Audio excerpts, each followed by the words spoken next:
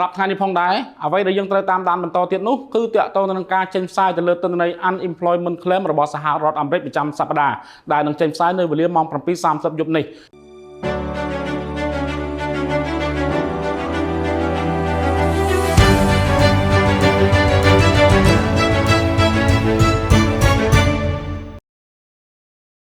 បាទជំរាបសួរបងប្អូនអរគ្នាជួបគ្នាជាថ្មីជាមួយខ្ញុំគុណណាន់នៅក្នុងកម្មវិធីវិភាគព័ត៌មានប្រចាំថ្ងៃរបស់ក្រុមហ៊ុន GFG Investment នៅថ្ងៃទី 5 មិថុនា 2025 នេះខ្ញុំនឹងធ្វើការចែករំលែកជូនក៏ដូចជាអាប់ដេតទៅលើព្រឹត្តិការណ៍ផ្សេងៗដែលតាក់ទងជាមួយនឹងបម្រែបម្រួលនៃតម្លៃទីផ្សារបាទតាក់ទងនឹងតម្លៃទីផ្សារមាសដែលការពីម្សិលមិញគឺវាមានការប្រែប្រួលនៅក្នុងទំហំមួយតូចគឺត្រឹមតែ$41តែប៉ុណ្ណោះក្នុង1អោនដែលវាបានប្រែប្រួលនៅក្នុងចន្លោះតម្លៃ$3,343ទៅតម្លៃ$3,384នៅក្នុង1អោនបើយើងគិតជាតម្លឹងគឺស្មើនឹង$50ដែលវាបានប្រែប្រួលនៅក្នុងចន្លោះតម្លៃ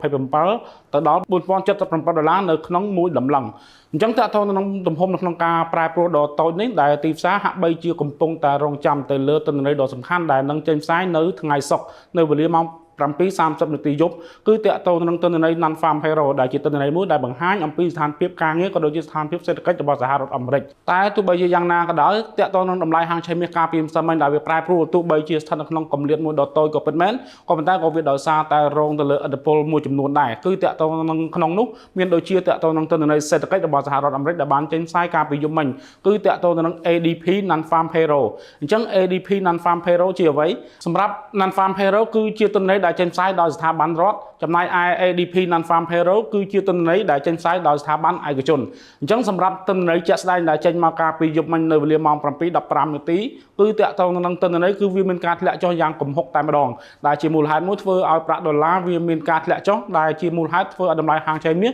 វាមានការហក់ឡើងបន្ទាប់ពីវាបានធ្លាក់មកដល់តម្លៃ$3,343នៅក្នុងមួយអោនកាលពីយប់មិញអញ្ចឹងយើងឃើញថាតាក់ទងនឹងទិន្នន័យ ADP ដែលបានចេញផ្សាយនៅក្នុង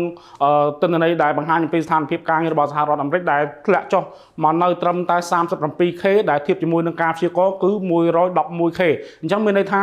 ការដែលធ្លាក់ចុះនេះហើយដែលជាមូលហេតុដ៏ចម្បងមួយធ្វើឲ្យប្រាក់ដុល្លារវាមានការធ្លាក់ចុះដែលបានធ្វើឲ្យតម្លៃហាងឆេះមាសវាមានការហក់ឡើងហើយអីដែលសំខាន់ទៀតនោះគឺតាក់ទងនឹងទិន្នន័យមួយនេះក៏ជាសូចនាករមួយដែលអាចបង្ហាញពីតម្រុយខ្លះៗអំពីទិន្នន័យ Non-Farm ដែលនឹងចេញនៅក្នុងថ្ងៃសុក្រនេះអញ្ចឹងតាក់ទងទៅនឹង ADP ដែលបានចេញមកគឺបង្ហាញអំពីទិន្នន័យការធ្លាក់ចុះបែបនេះអញ្ចឹងអ្នកវិភាគទាំងអស់គឺប្រកាសជាមើលឃើញថា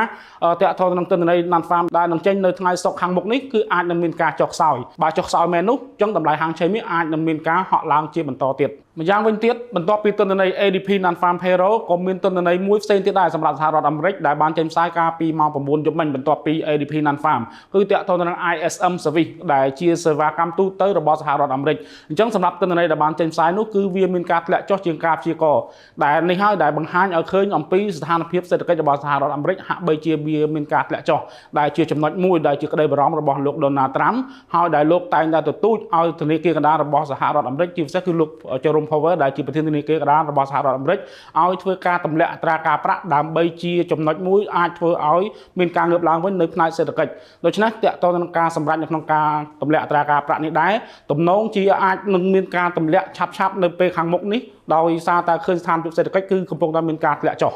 អញ្ចឹងបែបនោះមែនអញ្ចឹងតម្លៃប្រាក់ដុល្លារកាន់តែរងសម្ពាធដែលធ្វើឲ្យតម្លៃលុយដុល្លារកាន់តែធ្លាក់ចុះហើយមាសគឺកាន់តែមានឱកាសនៅក្នុងការហក់ឡើងហើយសម្រាប់ថ្ងៃនេះផងដែរអ្វីដែលយើងត្រូវតាមដានបន្តទៀតនោះគឺតាក់ទងនឹងការចេញផ្សាយទៅលើទិន្នន័យ Unemployment Claim របស់សហរដ្ឋអាមេរិកប្រចាំសប្តាហ៍ដែលនឹងចេញផ្សាយនៅវេលាម៉ោង 7:30 យប់នេះអញ្ចឹងសម្រាប់ទិន្នន័យមួយនេះគឺវាអាចនឹងមានផលប៉ះពាល់ដល់ប្រាក់ដុល្លារផងដែរបើសិនជាតាក់ទងនឹងអ្នកដែលបំពេញបែបបត់ដែលបញ្ជាក់ថាខ្លួនអត់មានការងារធ្វើមានការកើនឡើងនោះវាអាចធ្វើឲ្យលុយដុល្លារមានការធ្លាក់ចុះហើយតម្លៃមាសអាចនឹងមានការកើនឡើងផងដែរនៅក្នុងយប់នេះអញ្ចឹងសូមកុំភ្លេចធ្វើការតាមដានទាំងអស់គ្នាបាទសម្រាប់ព័ត៌មាននៅក្នុងថ្ងៃនេះមានតែប៉ុណ្ណឹងអរគុណអតិថិជនទាំងអស់គ្នាដែលបានតាមដានវីដេអូមួយនេះតាំងពីដើមរហូតដល់ចប់បាទសម្រាប់ព័ត៌មានបន្ថែមក៏ដូចជាចំណេះដឹងទូទៅសម្រាប់តាក់ទងនឹងការជួញដូរលើទីផ្សារមួយនេះសូមកុំភ្លេចចំណាយពេល5នាទីជួបជាមួយនឹងខ្ញុំគុណណាន់បាទសូមអរគុណ